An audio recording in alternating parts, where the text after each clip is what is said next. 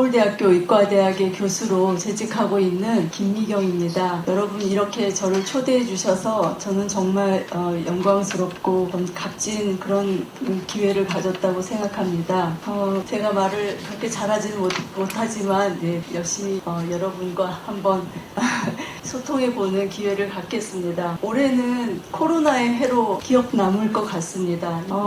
코로나는 정말 대표적인 우리 인류 사회에 올 수 있는 재난 중에 하나의 형태라고 생각합니다. 이 재난은 극복하기 위해서는 제 생각에는 사실과 과학과 경험에 기반을 한 그 다음에 구성원 모두가 참여하는 노력, 그것으로 이제 극복을 해야 된다고 생각합니다. 근데 이 과학 중에서 사실 이번 코로나 사태에서 최소한 초기 단계에 가장 중요한 과학은 의학이고, 따라서 이제 의학에 몸담았던 또 그 분야에서 훈련을 받았던 저나 제 남편이 거기에 가서 봉사하는 것은 사실은 지극히 당연한 일이었다고 생각합니다. 큰 대형 화재가 나면 소방대원들이 출동하듯이 의료적인 어떤 위기, 사태가 나면 그 의료인들이 가야 되는 것은 정말 당연한 일이라고 생각합니다. 저는 진심으로 제가 특별히 뛰어난 사람도 아니고 뛰어난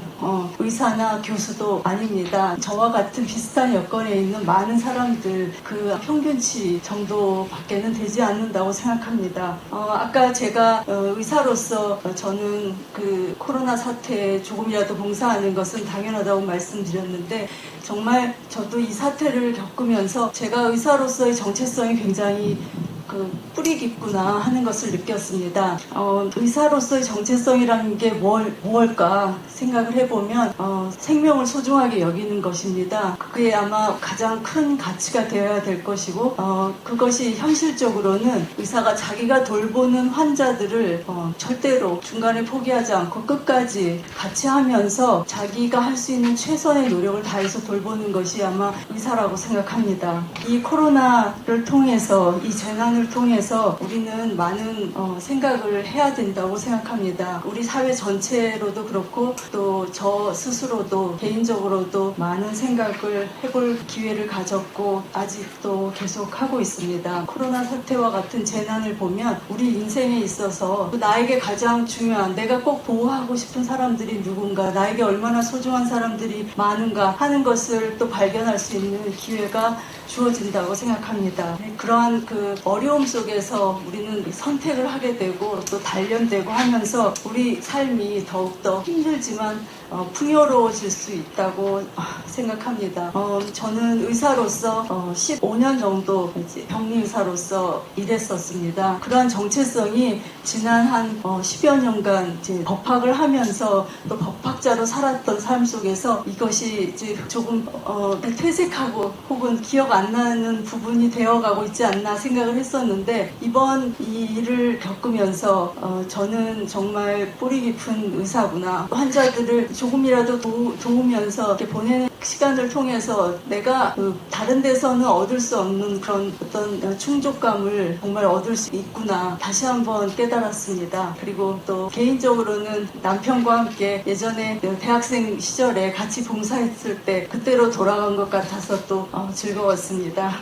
저는 여러분들을 특별히 만나고 싶은 이유가 있습니다. 사실 여러분은 지금 중학교 다니시면서 이 중학교가 나에게 어떤 것인가 모르실 수도 있습니다. 근데 저는 중학교 시절을 상당히 많이 기억합니다. 그리고 의료인이 되겠다, 의사가 되겠다라고 결심한 것이 바로 중학교 1학년 때입니다. 그때 우연히 영어 시간에 선생님이 이제 영어를 연습시키면서 너는 앞으로 무엇이 되고 싶느냐, 혹은 뭐 당신이 하는 일은 무엇입니까, 뭐 이런 것들을 물어보셨다고 생각이 드는데요. 그때 어떤 면에서 좀 운명적으로 별로 생각 많이 안 했었는데 의사가 되고 싶다고 제가 대답을 했었고, 그러고 나서는 저는 의사가 되겠다고 생각했습니다. 사실 제 주변에 가까운 분들 중에 실제로 의사인 분이 아무도 안 계셨습니다. 그래서 의사가 하는 일이라고, 의사가 어떤 일을 하느냐 하는 것에 대해서는 병원에 제가 진료를 받으러 갔을 때, 의사를 만났을 때 그 의사분이 하시던 어떤 행동이나 말 이런 거 외에는 전혀 정보가 없었습니다. 근데 의사가 되려고 하면 선생님들 말씀이 공부를 우선 굉장히 열심히 해야 된다. 공부를 잘해야 되고 평생 공부해야 된다. 그런 말씀 많이 하셨고, 또 어떤 선생님은 의학 서적은 대부분이 영어로 되어 있으니까 영어를 아주 잘해야 된다고 말씀하셨습니다. 또 그랬더니 다른 선생님께서는 그런데 그 의학은 처음에 독일에서 발전이 많이 됐었기 때문에 여전히 독일어를 해야 된다고 해서 정말 큰 결심으로 이제 의사가 되겠다고 마음을 먹었는데요. 과연 제가 그걸 다 해낼 수 있을지 걱정 많이 했었습니다. 어쨌든 고등학교를 거쳐서 그 꿈을 이루어서 의과대학에 진학하였고, 또 의과대학에서도 공부 굉장히 힘들고 어려웠지만 또 꾸역꾸역 친구들하고 같이 열심히 해서 이제 결국 의사가 됐습니다. 이런 과정 중에서 제가 의사를 꼭 하겠다고 계속 추구했던 데에는 여러 사람들의 도움이 있었습니다. 그 중에서는 이제 책을 통한 도움이 많았는데요. 정말 진부하게 여러분한테는 정말 이렇게 지루한 이야기일지 모르지만 책을 통해서 저에게 계속 용기를 준 그런 사람들이 있습니다. 마리 퀴리라든지 슈바이처라든지 그 사람들의 삶이 저랑은 분명히 같을 수는 없지만 그런 전기를 읽는 과정에서 그 삶의 어떤 힘든 점 같은 것들, 그런 것들을 조금 미리 맛보는 느낌이 있었고, 그 다음에 이게 실제로 존재했다는 것 자체가 굉장히 큰 용기가 되었습니다. 이런 분들은 물론 나보다 엄청 훌륭하시니까 해냈지만 그래도 해낸 분들이 계신 거 보니까 나도 해낼 수는 있겠다. 그래서 이런 앞서 가시는 분들의 그런 어떤 성공적인 삶들이 다음 사람에게 이런 영향을 줄 수 있구나 하는 것도 저의 체험을 통해서 깨달았습니다. 중학교 시절에 여러분이 경험하시는 것이 어쩌면 앞으로의 그 어른으로서 살아나가는 부모님과 별개로, 또 선생님들과도 별개로 여러분 자신만의 어떤 삶을 추구해 나가는 데 있어서 이것이 굉장히 중요한 역할을 할지도 모릅니다. 저의 경우에는 그랬습니다. 그때 받았던 영향들, 그리고 그때 생각했던 것들, 작지만 체험했던 것들이 그게 증폭되면서 그게 새로운 의미를 가지면서 키워지면서 제가 만들어졌다고 생각합니다. 꼭 자신할 수는 없지만 이거 하나만은 여러분에게 정말로 자신 있게 말할 수 있는 것이 있습니다. 여러분 지금 이때 여러분이 이루기로 결심하면 정말 이룰 수 있습니다. 지금 결심하시면 여러분이 뭐 세계 올림픽 메달리스트, 마라토너가 될 수도 있고 뭐 저와 같은 의사가 될 수도 있고 과학자가 될 수도 있고 어떤 예술가가 될 수도 있고, 지금 여러분이 정말로 이루겠다고 한번 굳게 결심을 하시고 마음에 담아 두시면, 그리고 그것을 계속 가져가시면서 여러분을 개발하시면 반드시 될 수 있습니다. 그것을 꼭 믿어주시기 바랍니다. 그것을 찾아야 됩니다. 중학교를 통해서 중학교 시절에 찾으면 더 좋고 뭐 고등학교까지 걸릴 수도 있지만 우리는 그걸 찾아야 됩니다. 거기에서 우리가 살아갈 수 있는 어떤 나침판이 나오기 때문입니다. 그래서 여러분에게 그 노력을 하시고 자기 길을 찾는 노력과 또 자기 길을 찾은 다음에 계속 키워나가는 그러한 또 다른 노력을 절대 멈추지 마십사 부탁드립니다. 그리고 그러한 꿈과 함께 같이 살아가면서 많은 사람들과 교류하는 게 얼마나 중요한가, 그것도 여러분 염두에 두셨으면 합니다. 사실 혼자서 할 수 있는 일은 굉장히 제한적이고 또 혼자서 꿀 수 있는 꿈도 굉장히 작습니다. 근데 여러 사람이 교류하면서 그 꿈이 테스트되고 또 그 꿈이 더 증폭될 수 있습니다. 그래서 여러분들이 여러 가지 종류의 다양한 삶을 체험하는 것을, 직접적으로나 간접적으로나 체험하는 것을 절대로 주저하지 마시고 아주 적극적으로 하시길 바랍니다. 결국 우리 삶은 서로에게 영향을 주고받으면서 풍요로워진다는 것은 정말 제가 여러분에게 자신 있게 말씀드릴 수 있습니다. 그리고 마지막으로 저는 지금까지 평생 간 친구들이 몇 사람 있습니다. 우선 졸업한 그 동기 중에서 서울의대를 같이 온 다른 여학생 2명이 있었고요. 그 중에 한 명은 제가 항상 경계하고 어떻게 해서든지 1등 자리를 차지해 보려고 경쟁하던 친구였는데요. 그 친구는 이제 저의 그 베프 중에 한 명입니다.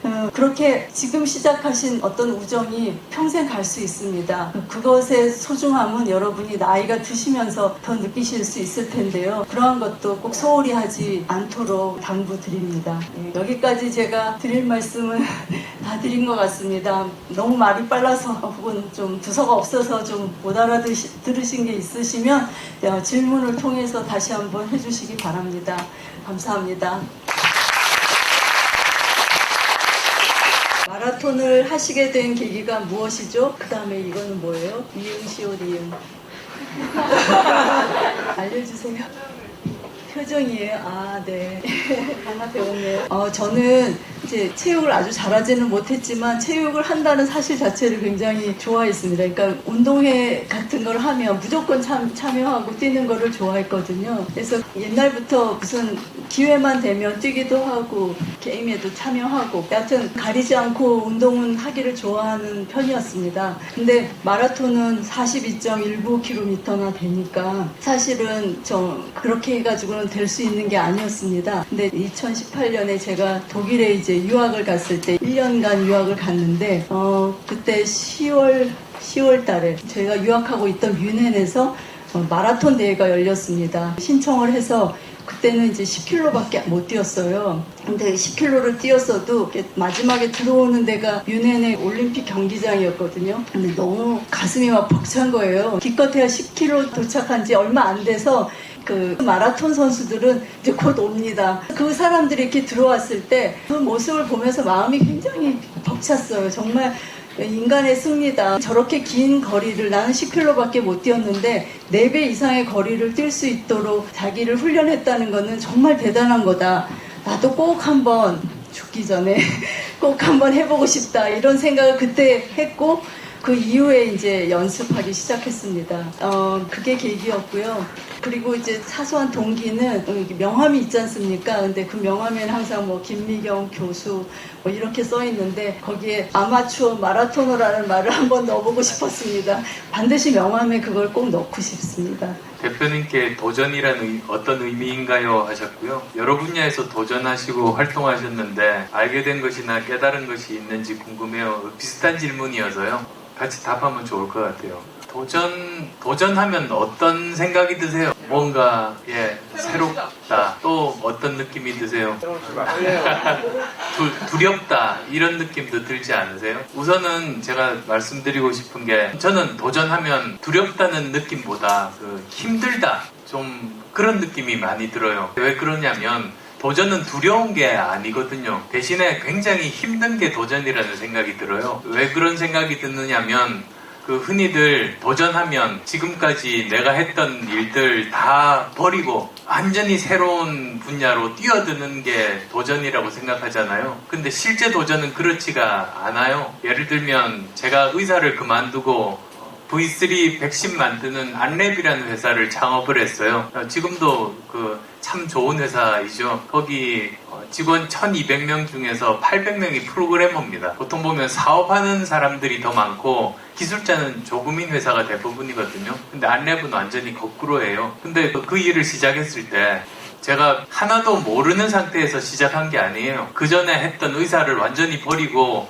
새로 프로그래밍을 배우고 시작한 게 아니고 저 같은 경우는 의사를 하면서 동시에 V3 만들어서 전 국민에게 무료로 배포하기 위해서 새벽 3시에 일어났어요. 새벽 3시부터 6시까지 V3 만들고 나머지는 또 하루 종일 그때 의과대학 박사과정 학생으로 연구하고 그렇게 7년을 살았었어요. 그러니까 굉장히 힘들게 살았죠. 근데 그렇게 힘들게 살다 보니까 두 분야 다 잘하게 됐어요. 그러다 보니까 둘 중에 어느 한쪽을 선택할 수 있는 상황이 되더라고요. 둘 중에 뭘 해도 이제 되는 상황. 그때 선택한 게 안랩이라는 회사 창업이었었거든요. 그러니까 새로운 분야에 도전한다는 게 지금까지 했던 거 다 버리고 처음부터 다시 시작하는 게 아니고 두 분야 일을 열심히 하다가 어느 한쪽을 선택한 거죠. 저 같은 경우는. 그러니까 굉장히 힘들지만 아주 보람있고 정말 삶이 더 풍요롭고 다채롭고 여러 가지 장점이 참 많습니다. 단지 남들보다 2배로 힘들게 살면은 그걸 선택할 수 있는 그런 상황이 주어지는 것 같고요. 그게 아마 도전인 것 같아요. 코로나로 인해 대구로 봉사활동을 하러 가셔서 가장 기억에 남는 사람이 있었나요? 있다면 어떤 이유인가요? 그 환자분들 생각이 지금도 납니다. 환자분들 중에서 그 가족 걱정을 이제 하시는 환자분들. 달리 얘기할 사람이 없으니까 이 문진호는 이제 의사들한테 얘기하는 거죠. 의사들이 조금 여유가 있는 것 같다 싶으면 이제 말씀을 하세요. 가족들도 굉장히 그리워하시고 또 어떤 분들은 집에 놔두고 온 강아지를 또 굉장히 걱정하시는 분도 계셨고 근데 한 분이 저는 기억에 남는데 그분은 여자분이었고 여러 사람이 사용하는 여자 병실에서 이제 계시던 분인데 어느 날 새로운 환자분이 들어오셨어요. 새로운 확진자가. 근데 이분은 굉장히 아파 보였어요. 심각하게. 근데 가서 계속 여쭤보고 뭐 문진을 하려고 해도 이렇게 반응이 없으신 거예요. 막 계속 괴로워만 하시면서. 근데 그 옆에 병상에 계시던 그 환자분, 제가 기억하고 있는 그 환자분이 오셔서 이 환자 상태에 대해서 다 얘기해 주시고 그 다음에 그 거들어 주는 거죠. 대화를. 근데 또 그 다음날 가면 그 사이에 좋아졌는지 나빠졌는지도 다 이렇게 스스로 이렇게 계속 관찰을 하셨다가 저한테 다 알려주셨어요. 네, 그래서 그런 걸 이제 같이 확인하면서 그 환자를 계속 보게 됐는데 거기서 그렇게 어려운 환경 속에서도 항상 누군가를 돕는 사람이 있구나. 자기도 힘든데 옆에 사람을 생각하는 사람이 있구나. 그게 정말 인상적이었습니다. 감사합니다. 연관된 질문들이 3개 정도 있네요. 컴퓨터 백신을 개발하셨다고 들었는데 개인에게는 무료로 사용할 수 있도록 하셨다고 알아요. 오랜 시간과 노력을 통해 개발하셨을 텐데 어떻게 그런 결정을 내리시게 되었나요? 라고 하셨고요. 그 다음에 또 다 앞에 있는 학생들 질문이네요. 대표님이 생각하시는 인생에서 가장 중요한 가치는 무엇인가요? 그렇게 질문을 주셨고요. 다양한 직업을 가지고 오셨는데 이렇게 많은 직업을 갖게 되신 이유가 무엇인가요? 이게 다 연관된 질문들이세요. 그러니까 V3 왜 무료로 나눠줬느냐, 인생에서 가장 중요한 가치가 뭐라고 생각하느냐, 그리고 많은 직업을 갖게 된 이유, 이게 다 관련이 있는 내용들이에요. 제가 어릴 때 문득 그 생각이 들더라고요. 그게 아마 초등학교 6학년 때인지 중학교 1학년 때인지 아마 그때 같았어요. 그때 문득 생각해 보니까 저는 세상에 태어나가지고 그때까지 학교 다닌 것밖에 없잖아요. 근데도 많은 사람들이 제가 밥 먹을 쌀도 생산을 해주시고, 그리고 타고 다니는 차도 열심히 일을 해서 만들어주시고, 나는 학교만 다니고 있었던 거잖아요. 이렇게 많은 사람들 도움을 받고 있는데 나도 언젠가는 우리 사회에 조금이라도 도움이 될 수 있는 사람이 되면 참 좋겠다. 남을 도와줄 수 있는 사람이 되면 좋겠다. 그 생각이 굉장히 들었어요. 그래서 나도 사회 구성원의 한 사람으로 재고시를 할 수 있는 사람이 되는 게 제 꿈이었었어요. 근데 제가 워낙 학교를 오래오래 다니게 됐어요. 제가 학교를 다닌 게 지금까지 보면은 초등학교 6년, 중학교 3년, 고등학교 3년, 의과대학 6년, 의학 석사 2년, 의학 박사 3년, 경영학 석사 2년, 공학 석사 2년. 그래서 27년 정도를 학교를 다녔어요. 그러니까 엄청나게 오래 다녔었잖아요. 학교만 계속 다니다 보니까 뭔가 나도 좀 구실을 할 수 있는 사람이 됐으면 좋겠다. 그 생각이 굉장히 컸었어요. 근데 그때가 박사과정 1년차 때 우리나라 최초로 컴퓨터 바이러스가 발견이 된 거예요. 브레인 바이러스라는 건데 그게 우리나라에 있는 컴퓨터 90%를 감염을 시킬 정도로 그때 굉장했어요. 그리고 나서 그때 또 사람들이 이거는 치료 방법이 없다고 막 그랬던 그런 시절이었었는데 제가 보니까 고칠 수 있겠더라고요. 그래서 밤을 새워서 분석을 해서 고치는 프로그램을 만든 거죠. 그게 지금도 많은 사람들이 쓰고 있는 V3의 최초 버전을 88년이니까 그게 몇 년 전인가 32년 전에 지금 V3의 버전 1을 그때 만든 거예요. 그걸 만들고 굉장히 많은 사람들이 쓰는 걸 보고 저는 너무너무 기뻤어요. 학교만 다니던 사람이 이제 뭔가 내가 지금까지 도움을 받았던 걸 조금이나마 돌려줄 수 있게 됐구나. 이렇게 많은 사람들에게 내가 사회 구성원의 한 사람으로서 나도 도움을 줄 수 있는 일이 생겼구나. 그게 저한테는 너무나 큰 기쁨이었거든요. 그러니까 그걸로 저는 충분하더라고요. 뭐 이걸로 돈을 더 벌겠다 이런 생각 없었어요. 그것만으로도 제가 중학교 1학년 때 처음으로 느꼈던 그걸 할 수 있는 일이 생긴 거니까 저한테. 제가 평생 그때까지 살아오면서 도움을 받았던 것들을 이제는 내가 도움을 줄 수 있는 사람이 됐구나. 그것 자체가 정말 컸기 때문에 그때부터 계속 무료로 배포하게 됐었던 거죠. 그래서 저는 제가 인생에서 이렇게 살아가면서 생각하는 가장 중요한 가치가 함께 살아가는 사람들과 서로 그 건강한 가치를 나누면서 이렇게 사는 게 저한테는 제일 중요한 일입니다. 저는 개인적으로 아까 선생님께서도 말씀하셨지만 비잉의 삶, 그러니까 뭘 내가 좀 더 가지는 것보다 오히려 새로운 경험을 통해서 나 스스로 발전하는 것에서 저는 기쁨을 누리는 사람이고, 그리고 가능하면 함께 살아가는 사람들 사이에서 조금이라도 제가 도움을 드리고 역할을 할 수 있는 사람이 되면 저는 그걸로 충분해요. 그게 저는 제일 중요한 가치이거든요. 그래서 그게 또 V3 무료로 배포한 것들, 그게 서로 맞닿는 거고요. 근데 그러다 보니까 직업을 계속 많이 가지게 됐어요. 왜 그러냐면 제가 하고 있는 일이 좀 더 많은 사람들에게 도움이 되는 일을 하고 싶다는 생각이 강하다 보니까 처음에 의사를 하다가 V3를 만들었잖아요. 근데 둘 중에 하나를 선택을 해야 될 때 의사는 저 말고도 많은 분들이 있지만 컴퓨터 바이러스 백신은 우리나라에 저 혼자였어요. 그러니까 저를 더 필요로 하는 일이잖아요. 더 많은 사람들에게 도움을 줄 수 있는 일이어서 그걸 택한 거고요. 그리고 또 그 회사가 어느 정도 이렇게 잘 자리 잡았을 때 한 회사보다 다른 수많은 어려운 회사들 도움을 주고 학생들 가르치는 일을 하려고 또 교수가 된 거고요. 그리고 또 정치는 지금 우리나라 많은 사람들의 삶을 개선할 수 있는, 더 좋게 만들 수 있는 일이잖아요. 그렇게 하다 보니까 제 목표는 똑같은데 그 다른 일로 이렇게 여러 직업을 가지게 된 거죠. 그래서 다 연관되는 그런 질문들 같습니다. 16살로 돌아간다면 가장 먼저 하고 싶은 일은 무엇입니까? 가장 먼저는 잘 모르겠지만 16살로 돌아간다면 저는 좀 꿈을 약간 더 상상력 있는 꿈을 꾸고 싶어요. 지금 여러분이 알고 계신 직업들 중에 3분의 1 이상이 없어진다고 하죠. 앞으로.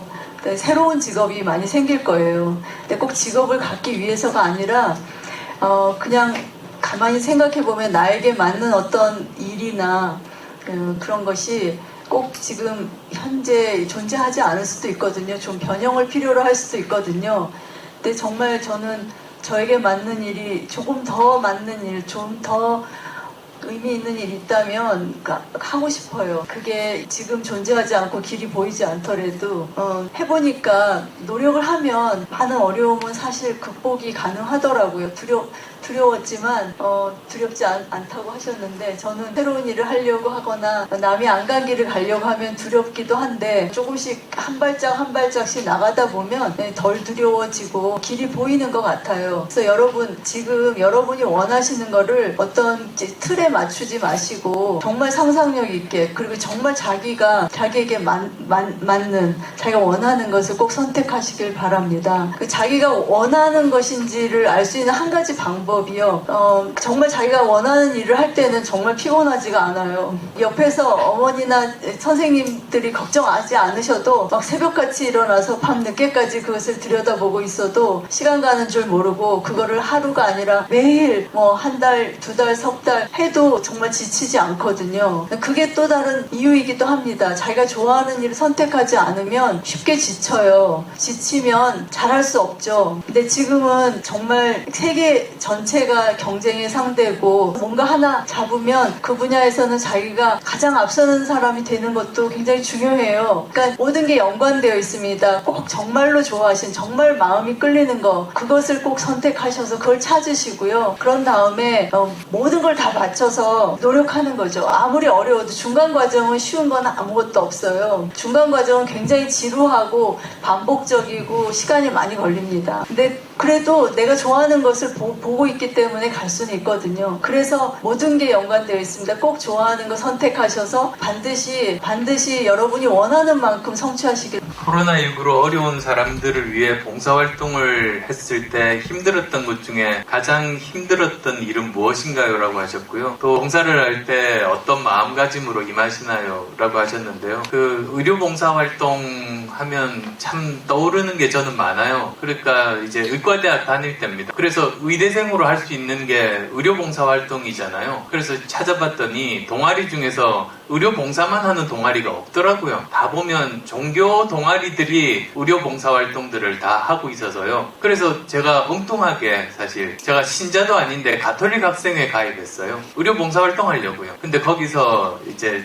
제 아내도 만나고 결국 제 딸도 그래서 만나고 그렇게 된 건데요. 그때부터 시작해서 이제 그 의료 봉사활동들을 꾸준히 해왔던 거죠. 그게 아마 올해 3월달 대구 동산병원 의료봉사까지 이어진 것 같은데 세상을 참 많이 배운 것 같아요. 의과대학 다닐 때 의료봉사활동을 서울에 있는 구로구에서 했어요. 지금 구로구는 디지털 밸리가 돼서 굉장히 발달했지만 그 당시만 해도 그렇지가 않았거든요. 정말 그 열악한 곳이었었어요. 기억에 남는 것 중에 하나가 그 의료봉사를 하러 토요일날 주말에 이제 가게 되면 거기까지 또 못 오시는 분들은 왕진을 하러 갑니다. 근데 그 중에 보면 그 할머니하고 손녀딸하고 둘만 사는 집이 있었어요. 할머니가 류마티스 관절염이 심해서 걸어 다니지를 못하셔서 토요일마다 갔었거든요. 근데 그 사연을 들어보니까 원래는 그 할머니랑 아버지, 어머니 그리고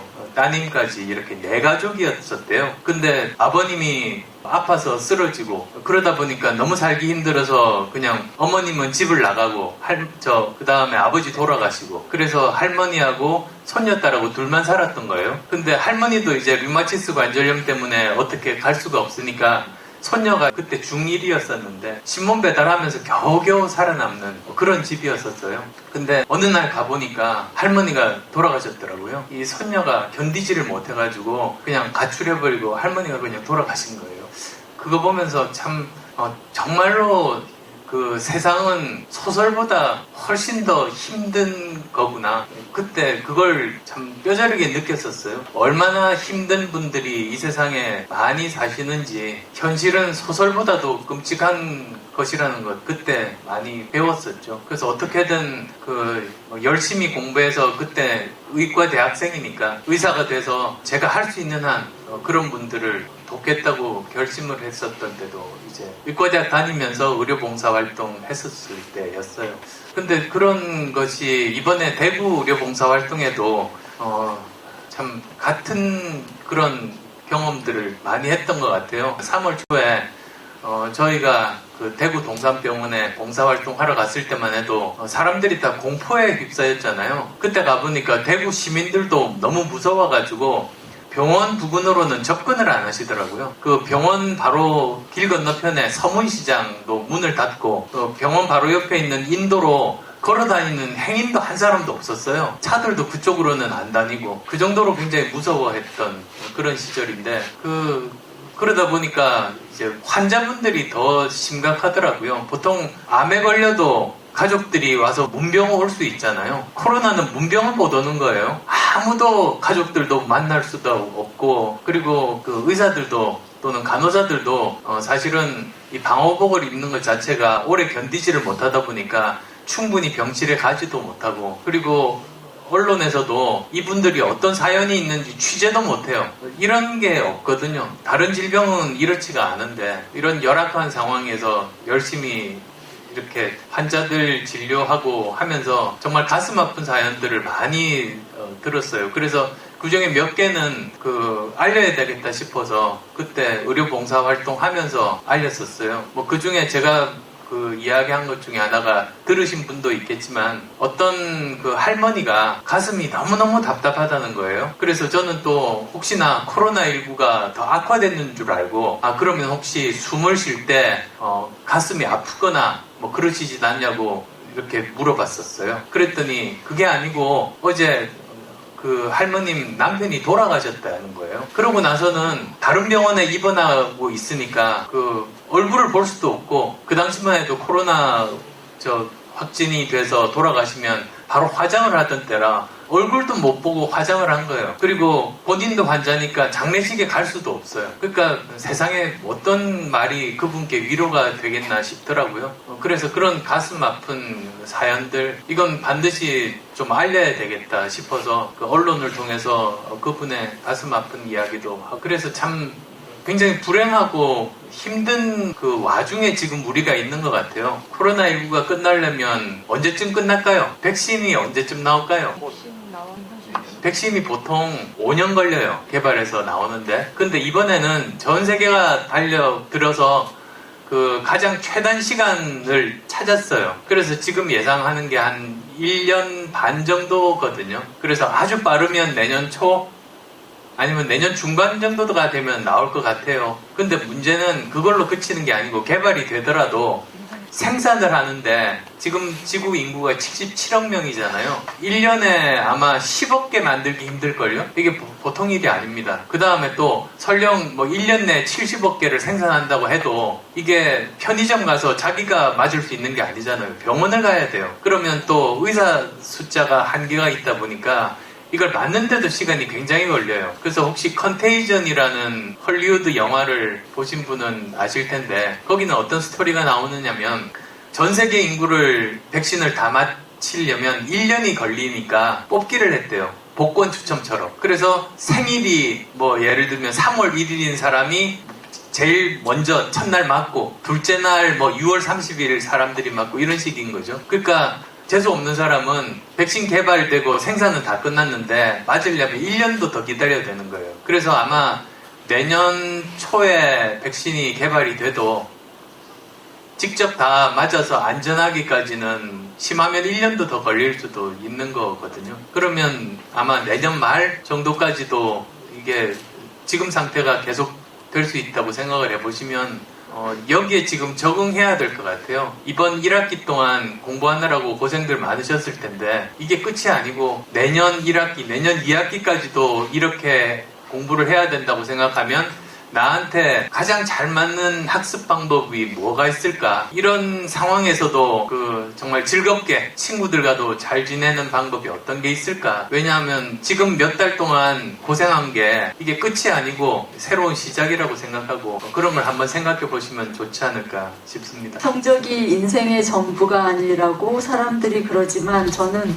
성적이 낮으면 취업이 어려워져 살기 힘들 것 같아요. 이것에 대해 어떻게 생각하시나요? 인생은 성적순이 아니다라는 말이 있죠. 많이 쓰는 말인데 저는 근데 사실은 그렇게 믿습니다. 이렇게 인생의 목적은 행복이고 행복하고 성적순은 분명히 별개인 것 같아요.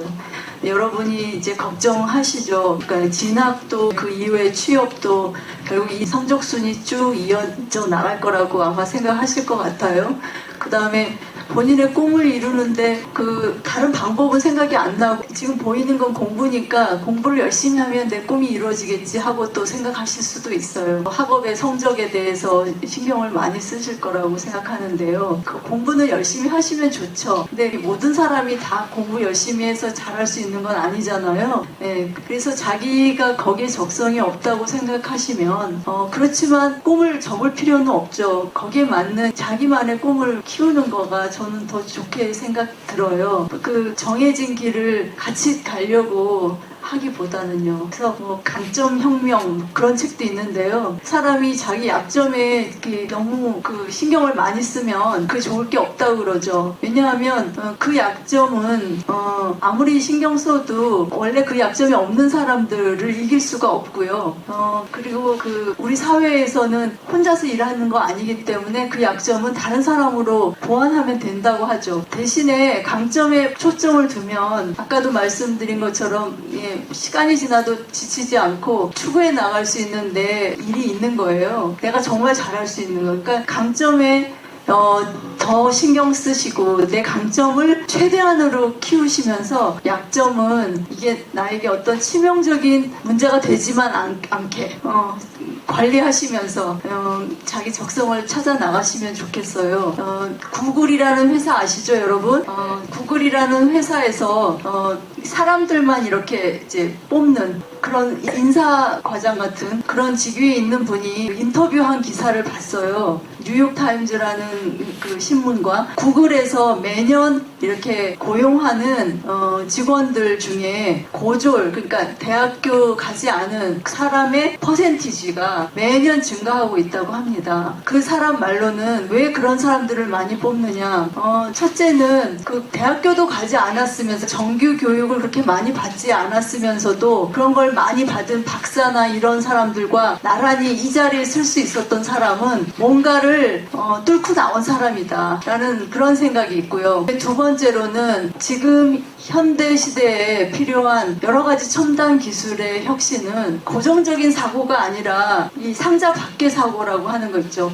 좀 엉뚱한 생각, 엉뚱한 아이디어, 창의적인 아이디어, 아무도 가보지 않은, 테스트해보지 않은 그런 거가 필요한데, 그러한 아이디어는 너무나 정규 교육에서 오랫동안 시간을 보낸 사람들보다 오히려 그 밖에서 여러 가지 경험을 해봤던 사람들이 그런 아이디어를 내기가 더 쉽다는 거죠. 그래서 뽑는다고 합니다. 저는 4차 산업혁명 시대가 이제 이 코로나 때문에 우리가 원하든 원하지 않든 더 다가왔다고 생각을 하는데, 그런 시대에 여러분 직업을 구하시고 이제 일을 하실 거잖아요. 그때는 정말 창의성이라든지 이제 이런 것이 돋보이는 세상이 될 텐데, 그 성적과 그것은 꼭 관계가 없을 수도 있어요. 그러니까 너무 걱정 마시고, 대신에 아까도 말씀드렸지만 중학교 시절 정말 소중한 시간이거든요.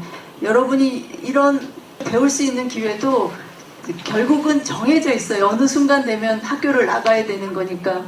여기서 여러분이 취할 수 있는 최대한을 취하시고, 또 사람들과 즐겁게 서로 주고받고 많은 영향을 받으시고 책도 많이 읽으시고, 그러니까 성적보다는 열심히 사시는 거를, 여러분 생각에 정말 만족스러운 그런 하루하루를 매일 보내시는 거를 여러분이 신경 쓰셨으면 합니다. 네.